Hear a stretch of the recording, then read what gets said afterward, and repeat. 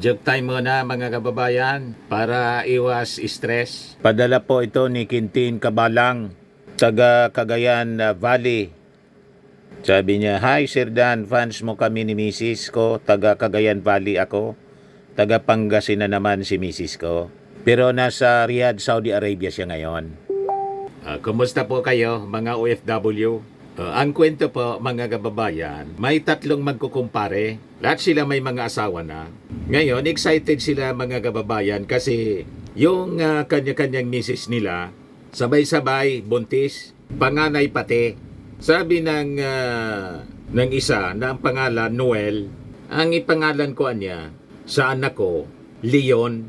Kabaliktaran niya ng aking pangalan na Noel. Noel Leon.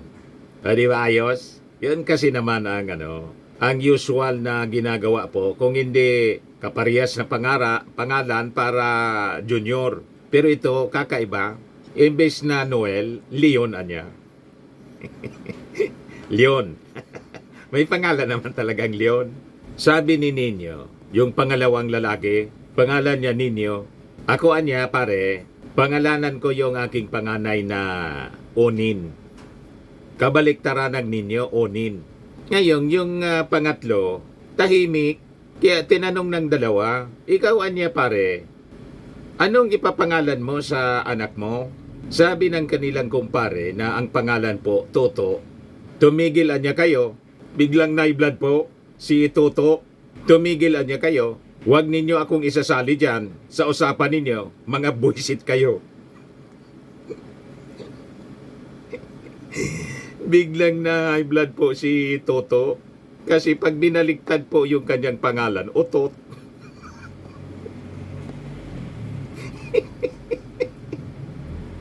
Kaya sabi ni Toto, tumigilan niya kayo.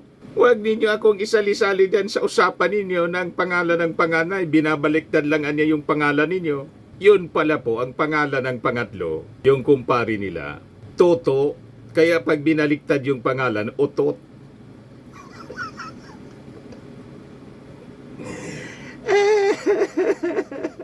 Talagang nakaka-blood po. But anyway, kwentong katatawanan man lang po mga kababayan. O matik na 200 pesos agad kay Quintin Cabalang dyan sa Saudi Arabia. Pakisend na lang ng GCash number po ninyo para mapadalan ko kayo ng 200 pesos. Ayos pa. O, click subscribe muna po. Kung napasaya ko po kayo dito sa mga kwentong katatawanan, yung gustong mag-contribute ng entries po, padala lang po kayo sa aking messenger, Dante Maravillas at Dante Maravillas Vlog. Click subscribe po ninyo ng ating YouTube channel, Bullseye News on the Go, para laging masaya, stress-free. Stressful po yung ating panahon ngayon kasi ang daming nakaka-stress na balita. Relax lang po tayo. Like and share na rin po ninyo ng ating video. And hit the notification bell para lagi po kayong updated sa mga kaganapan dito sa ating bansa. Ayos pa, mga kababayan. Kasali ka na rin sa monthly draw natin, 5,000 pesos. Ito na siya. Pag-usapan natin mga kababayan, itong sinabi ni La Union Congressman Paulo Ortega. Kasi sabi niya po rito mga kababayan, corruption robs Filipinos of essential services. Kaya niya, yung impeachment kay Sara is a must. To oust Sara Duterte, is to prove to Pinoys that officials are accountable. So tama naman po yung sinasabi ni Congressman Paulo Ortega. Itong si Ortega mga kababayan, isa sa mga members ng Young Guns in Congress na matino kung mag-isip. Kung yung mga senador mga kababayan medyo sablay kung mag-isip, we have Congress, members of Congress. Sana nga baliktarin na lang natin yung mga congressmen, lalo na yung mga members ng The Young Guns, yun na yung mga senador. At yung mga senador natin, tanggalin na lang natin. Di ba? Kasi po, parang remiss sila mga kababayan. Yan ang paningin ng mga naiinis na po ngayon sa ginagawa ng Senado. Lumalabas po, dinidelay nila ang impeachment trial. kay Sara Duterte. Yan yung response mga kababayan ni Chis Escudero doon sa 1 million signatures. Sabi niya dito, 1 million signatures won't change impeachment rules. No amount anya of signatures will amend the law nor convince me to violate it by convening the impeachment court during recess and without complying with the requisite conditions precedent. The law anya is not bendable and should not bow to anyone's dictate simply because of their own desire, bias, and timetable of wanting to rush the impeachment proceedings versus BP Sara. Isabi po ng mga legal luminaries, malamang si Chis Escudero po ang nagbabiolate ng ating konstitusyon kasi sabi sa ating konstitusyon, forthwith proceed. Pero ang 6 months delay, mga kababayan, sabi nila malabo man anya, sabi ng mga legal luminaries and constitutional experts, malabo man anya siguro na ang forthwith proceed, ang ibig sabihin 6 months. Ayan tuloy mga kababayan. Ngayon, nagkalat ng ganitong mga mga saloobin ng mga tao. Yan manigas kayo. Ako ang masusunod kung kailan ang impeachment trial. Yung mga Marcos loyalist, mga kababayan, naiinis na. Sabay post nitong picture ng dating Pangulong Digong kasama si Panelo, yung mga dating official, si Bungo, tapos si Chis Escudero nakasilip, nakasakay sa eroplano. Sabi diyan, kaya naman pala pinatatagal ni Escudero ang umpisa ng impeachment trial. Nasa litrato ang kasagutan. Malamang tinatrabaho na ng mga Duterte para bumaliktad ang mga testigo at mawala ang mga ebidensya. Malamang mga kababayan, yung mga Duterte is buying time. Yan ang growing apprehension ngayon. Ayan tuloy, lumitaw yung mga pictures kung saan masaya si Chis Escudero kasama si Digong. Ayan binigyan tuloy ng kaulugan.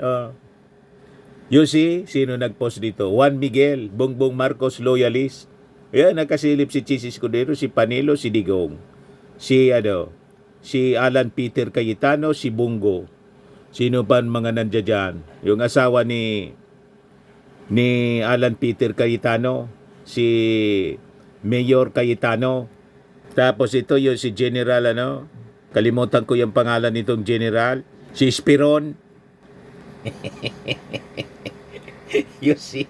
So nagkamali siya tuloy, mga kababayan. Hindi mo man masisisi kung ganun ang iisipin po. Kasi maging si House Prosecutor Joel Chua, mga kababayan, yun na din yung iniisip po. Last week, yun ang sinabi po ni Manila Congressman Joel Chua. Yan BP Duterte impeachment trial delay may endanger evidence. Witness, sabi po ni Congressman Chua. Last week itong balita. Manila 3rd District Representative Joel Chua on Friday, last week, warned that delaying the impeachment trial of Vice President Sara Duterte may endanger the evidence sa kayong mga testigo. Sabi dito, Chua, a member of the House of Representatives prosecution team, said that while they respect Senate President Francis Escudero's views on when the impeachment trial should start, they cannot help but express concerns about the risk brought by the delay. Sabi niya, the reason why we want the impeachment to start is because we are also looking at the evidence that we have gathered. This may be tampered sabi po ni Chua. May punto po. So malamang gapangin yung mga ebidensya. Kasi kahit papano may impluensya po yung dating Pangulong Digong. At may mga tao pa siya na nandyan sa gobyerno. Tama po? What if gapangin? Yan ang concern po ni Congressman Joel Chua. Gapangin yung mga ebidensya, itamper po. Legit ang kanyang apprehension, mga kababayan. Not only yung mga ebidensya, pati yung mga testigo po. Medyo naiinis na anya. Second, our witnesses. Of course, we are concerned that if the hearings would take some time before starting, many of them might be scared. Kasi po, humahaba yung risk sa kanilang buhay. Yung mga Duterte pa naman, sabi ni Sara Duterte mismo, may kinontrata na siya. Kung may kinontrata na nga, in no joke, para pagbantaan yung ating Pangulong Bongbong Marcos, the first family, pagkatapos si Speaker Martin, presidente na yon, speaker na yan, asawa na yan ng presidente, nagawang pagbantaan, how much more, mga kababayan, yung simpleng mga witnesses? So may punto ang apprehension, mga kababayan, ni Congressman Joel Chua. Kaya sana ito itimbangin ng mga senador, lalo na po ni Senate President Chis Escudero, na hinahayaan niya ito kasi yung mga kapwa niya senador nakabakasyon na. So lumalabas, mga kababayan, mas importante pa sa mga senador yung kanilang pagbakasyon at mga personal na lakad kasi nakareses sila kaysa sa public accountability na dapat inuuna po. Kaya ganyan po, kailangan siguro sa mga susunod, i-abolish na po natin ang Senado kasi remiss sa kanilang duty yung ating mga senador. I-delete na lang natin po sa history ang Senate. Unicameral na lang po tayo. Mas maraming matitino sa ating mga congressmen ngayon. Matino kung mag-isip. You see? At saka, buti pa sa mga congressmen natin, magagaling po. Karamihan sa mga nandyan sa Senado, alam na ninyo. Hindi ko naman kailangan, mga kababayan, na ulit-ulitin pa. Kayo na yung makakapagsabi kung ano sila. You see? Yes, sabi po ni Chua last week. As of now, what we can do is to appeal. At the end of the day, of course, we also respect the views of the senators, especially the Senate President. We will talk about that, but that is one thing that me and other prosecutors are considering and worrying about, sabi po ni Chua. Kaya there is now a growing discontent sa liderato, mga kababayan ni Chis Escudero at sa mismong Senado kasi napakabagal gumalaw po. Sabi po ni Congressman Paulo Ortega ng La Union, removing impeached Vice President Sara Duterte from the office is crucial in proving to the Filipino people that public officials are being held accountable to their actions. In-impeach na po ng Congress. So ang kailangan, mga kababayan, trial para maipresent ng mga House prosecutors na malakas ang ebidensya laban po kay Sara Duterte. Kaya nga po nila in-impeach. So importante po na masimula na ang impeachment trial. Kung hindi matapos before election, kasi hindi man talaga matatapos yan, at least na simula na po yung impeachment trial. Anyway, kumbinsido naman po ang lahat na the 20th Congress, sila na po dito ang uupo na mga senator judges. Pero at least, mga kababayan, kung ngayon masimulan, malalaman na natin kung sino ang may inclination sa mga sitting senators. Umiiwas sila kasi, mga kababayan, kasi some of the re-electionist senators gusto pa na makuha din yung support ng mga Duterte at mga naniniwala pa rin sa mga Duterte na 18% na nga lang man. 18% na man lang based sa survey. Ganon, mga kababayan, ang iniisip. Sa reading ng mga reading, pananaw ng mga political analyst. Sabi po ni Ortega, ang impeachment kay Sara Duterte will serve as a test for the government's commitment to transparency and good governance amid allegations surrounding her office use of confidential funds. His remark came as the latest social weather station survey showed that 7 out of 10 Filipinos favor candidates who champion anti-corruption measures. So sabi po ni Ortega, we cannot allow corruption to continue unchecked. If we turn a blind eye now, we are essentially telling Filipinos that integrity does not matter in leadership, and that is a dangerous precedent to set. May punto po si Ortega. Importante talagang mapanagot. At pag hindi ito napanagot, mga kababayan, lalo silang ma-embolden yan. Imagine na, Presidente, pagbantaan mo publicly, at ayaw niyang matanong doon sa congressional hearing about the confidential funds. Galit siya. Kaya tama po, mga kababayan, yung sinasabi ng mga nasa religious groups na nagsisignature campaign na sinunog po yung 7 sins. Kaya sabi po ni Ortega, nananawagan siya sa Senado na wag nang i-delay ang proceeding with the impeachment trial. He said, it raises questions anya on political maneuvering and double standards in delivering justice. Kasi anya, justice delayed is justice denied. Kung gusto, may paraan. Kung ayaw, maraming dahilan. Tama. Malinaw po kung bakit hindi makapag-convene yung Senado. Ang gusto ni Chis Escudero, magpatawag daw ng special session, wala silang magagawa. Ang gusto, manguna yung presidente. Isabi naman ng ating presidente, kung magre-request niya kayo, isang tawag lang, ayaw man gawin, I will call niya special session. Basta kayo yung mag-request. Kasi paliwanag po ni Yusek Castro, awkward naman niya yon sa presidente. Lalo't may mga akusasyon na nagpo-post ng impeachment, yung mismong presidente. So tama po ang punto, kaya ayaw manguna ng ating Pangulo. Anyway, yung Congress sinabmit na po yung articles of impeachment, yung bola nasa Senado na, ibiglang inadjourn ng Senate po yung session nila. Ito na siya ngayon. Inadmit mismo ni Chis Escudero, nasa bakasyon daw yung mga senador. So ayaw talaga nila ikansila yung mga bakasyon nila. Pinunar pa yung mga bakasyon kaysa sa trabaho. Kahit sila po nasa pagbakasyon, mga kababayan, ang problema sa kanila, sumusweldo sila kahit nasa pagbakasyon. Logi ang ating mga mamamayang Filipino. You see? Kaya sabi ni Ortega, the members anya of the upper chamber must show their commitment to due process in the rule of law by allowing the impeachment trial to proceed without delay. Corruption anya robs Filipinos of essential services. Kaya anya, itong impeachment laban kay Sara is a must.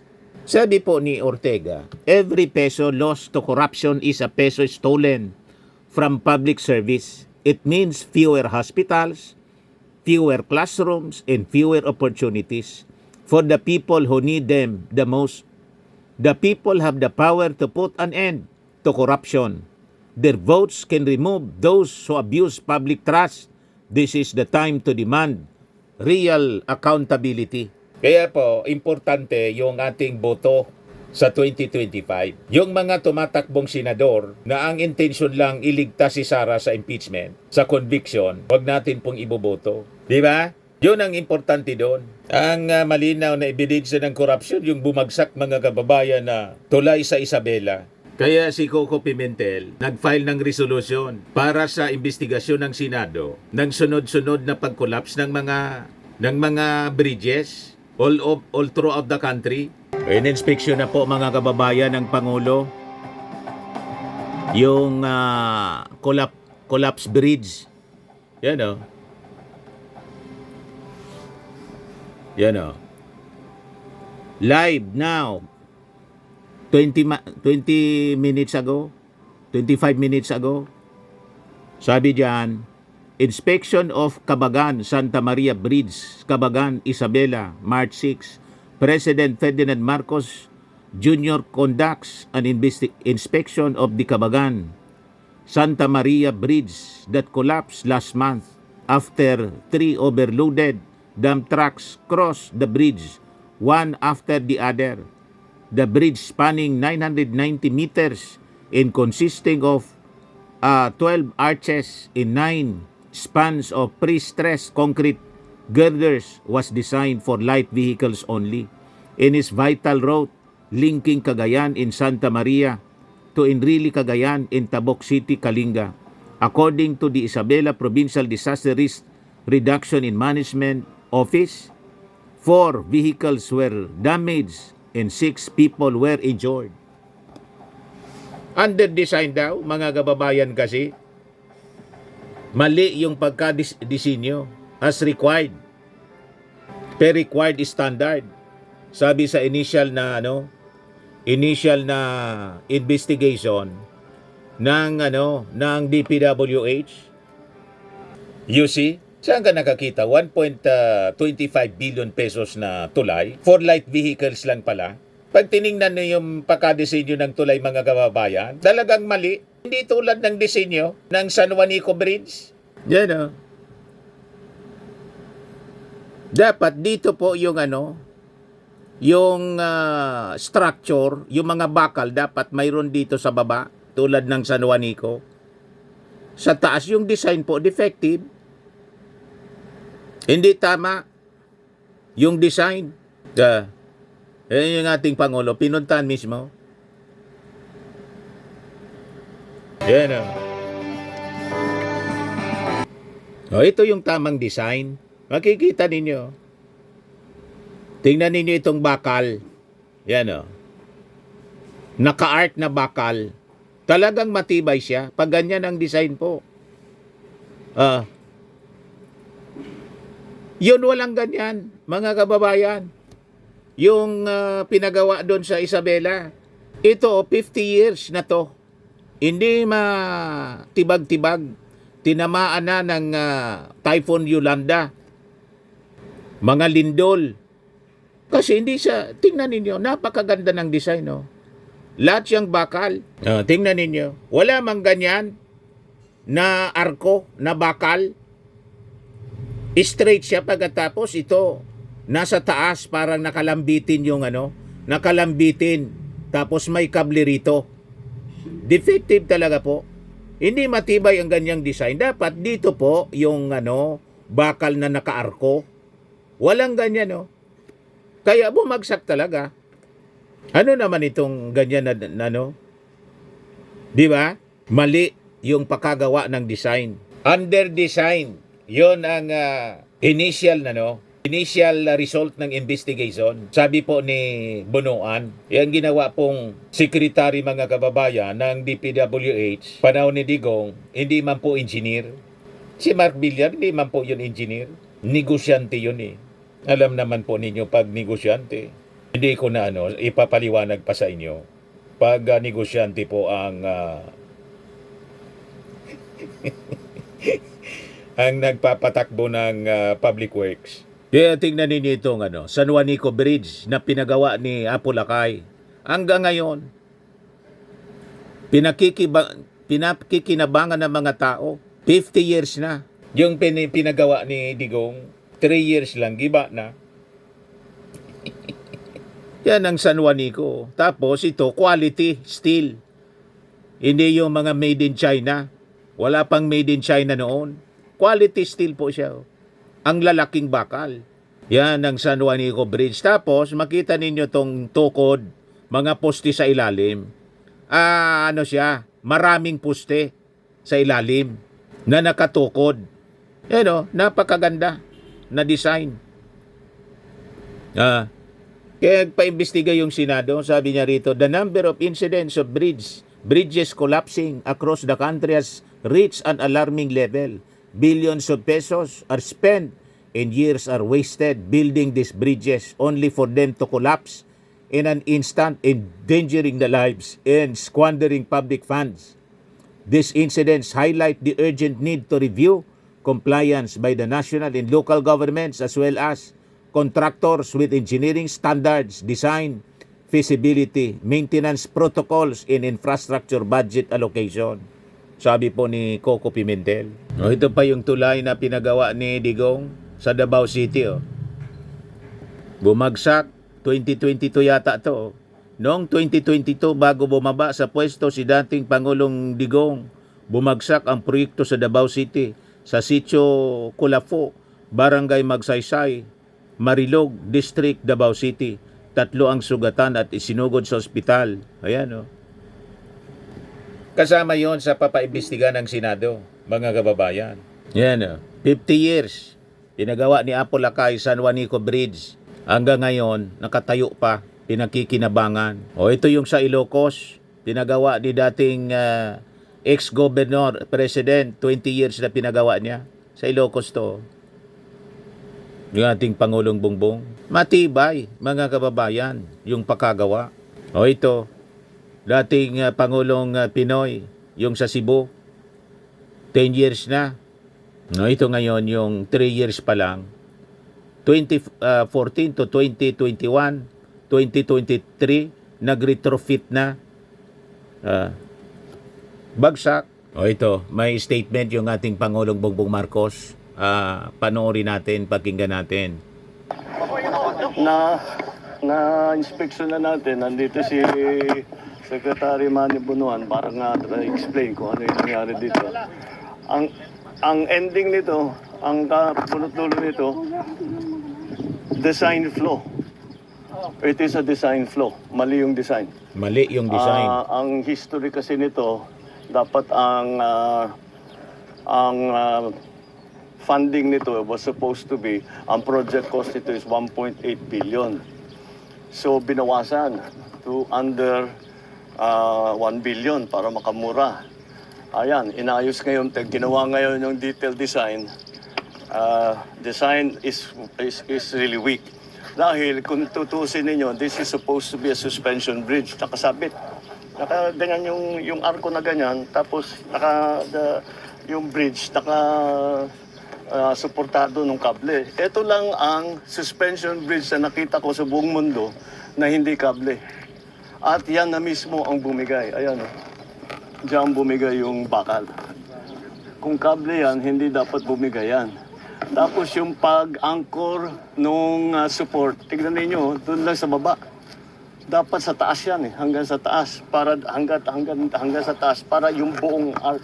Ito ang nagsusupport sa kanya. Yan yung bakal na nakikita ninyo at saka yung semento. Yan lang ang nagsusupport doon sa buong tulay. So Tinipid mahina po? talaga ang design dito. Hindi natin kailangan malaking nung una pa nga ang ginagawa ito kasi naging umabot 900 million natin yung original na budget. Umabot ng 1.2 dahil nag-refit. Bakit nag-refit? Nung nagko-construction pa lang, may nakita na gumagalaw, na mahina. Kaya kailangan balikan at refit. So, the whole process is, okay naman, yung construction, yung contractor, sinundan naman ang plano. By the book naman yung kanyang ginawa, up to specifications yung kanilang ginawa. Yun lang, yung specifications mali. So, Mali this is a yung design design. problem. Napos, this is a 44-ton bridge. Dapat 44 tons ang acceptable load. Yung dalawang truck na yan, yung naiwan yung isa, over 100 tons yan. Dalawa yan ang dumaan. Kaya, ayan ang nga nangyari. Hindi talaga kaya. Ito yata yung una Ito yung bumigay. Wala nang plate Ito, baka na. And then, sumunod na lang ito. Ito yung una. Ito yung una. Tama. Kaya nakaganyan yan. Hindi dito. Dahil tama. Dito bumigay, ganyan. Hinila lahat ito. So, wala. We have no choice. We have to go back. So, yung nagtitipid natin sa 1.8 million, useless. Ngayon, babalik na naman tayo, gagastos na naman tayo ng malaki. Papalitan natin yung mga support, parang nagtayo na naman tayo ng bagong tulay. Grabe. Liable.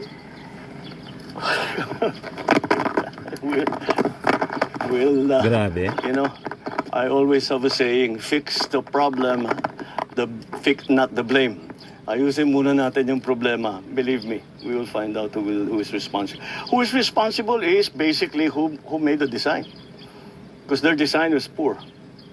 Look what happened.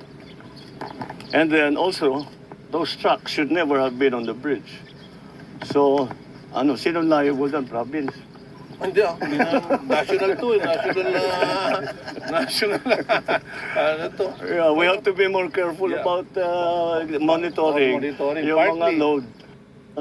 Kasi, ganyan ang problema. Kung 44 tons ang sinasabi, sasakyan mo ng 200 plus tons, medyo hindi nakakapagtaka na ganito ang mangyayari. Alright, okay. Thank you. Thank you, sir. Yan po. Tinipid yung design. Binawasan daw. 1.8 billion. Naging 1.2. So, kailangan talaga mag-imbestiga. And yung 1.2 billion na ginastos dyan, malamang hindi man yun ang aktual na ginastos. Baka kalahati. Tinipid yung design, yung construction. Ang hindi tinipid siguro po, yung corruption.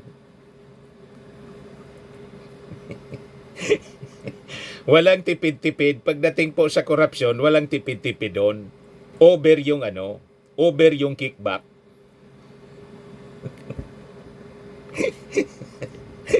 You see? So para daw magsisimula, kasi lahat ito, ipaparedesign yan, mga kababayan. Dito lang niya ako nakakitang ganyan. Itong sinasabi ng ating Pangulo na ito, na cable, hindi cable yung ginamit. Pagkatapos, ito dapat nasa taas mismo. Hindi yung nakakabit lang, siguro, kinabit lang sa ilalim nitong arc. Imbes dito mismo. You see? Kaya aalog-alog siya. At wala pang arc dapat, may arc pa dito, yung design dapat niya. May arc pa ditong bakal sa ilalim para talagang matibay. Tulad ng San Juanico, yung pinakita ko sa inyo. Yan o. Kita ninyo? Lahat yung bakal at matitibay na bakal, naka-arc sa ilalim. Ito yung mismong kalsada. Oh. You see? Napakatibay. Kaya 50 years na po, hindi pa nagigiba. O, i-compare ninyo sa design na to. Di ba malinaw? Walang arc dyan, oh. Yung arc nandito, pagkatapos, yung kable, yung ginamit na kable ito, nakadikit lang dito. Imbis na nasa ibabaw, para yung buong puwersa nitong arc ay nakasuporta sa kalsada. Wala nakakabit lang dyan na parang ipinako lang. Walang common sense. Mga kababayan yung gumawa ng design. Baka po ang nag-design yan, yung nag-aaral pa sa engineering or sa architecture, ano ang tawag nun? Malamang apprentice, pinadesign. At walang guidance sa licensed architect or engineer. Ginawang eksperimento. Kaya yung ganyan, poor design. Kahit hindi po hindi engineer, hindi architect, makikita mo yung diferensya sa isang tingin pa lang, alam mo na. Kaya sabi ng ating Pangulo, ito lang niya nakita kung ganito yung design sa buong mundo ng isang tulay. Alams na, mga kababayan, tinipidan niya. So ito ngayon magsisimula tayo. Nasayang yung bilyon. 1.25 billion pesos nasayang. Lahat yan, ipapaayos yan. Kaya tama yung sinabi ni Jose Castro, mga kababayan, na yung ating Pangulo, lahat ng kalat ng previous administration daw, lilinisin ng ating Pangulo. Kasama na po ito sa lilinisin niya. Yung mga mainang klaseng proyekto, na dapat ang design nito, mga kababayan, just like nung panahon. In other countries, mga kababayan, pati mga kalsada, napunta na rin po ako doon sa Kuala Lumpur, Malaysia. Ang gagandang po ng kalsada. At built to last for centuries. Pero dito po sa atin, 3 years lang ang mga kalsada, giba na. Yung ibang mga kalsada naman po, hindi pa giba, ginigiba na. Para palitan, para sige lang po ang budget.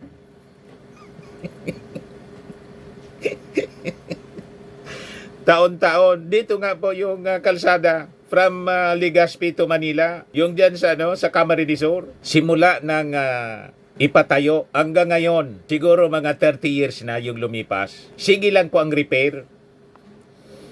Pagkatapos ng repair dito, bago siya, nung bago pa lang.